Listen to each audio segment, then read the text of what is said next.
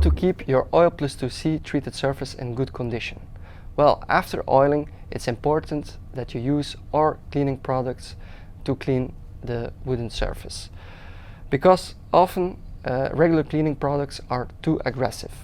All of our cleaning products are pH neutral and they don't affect the color and the protection of 𝘁𝗲2C.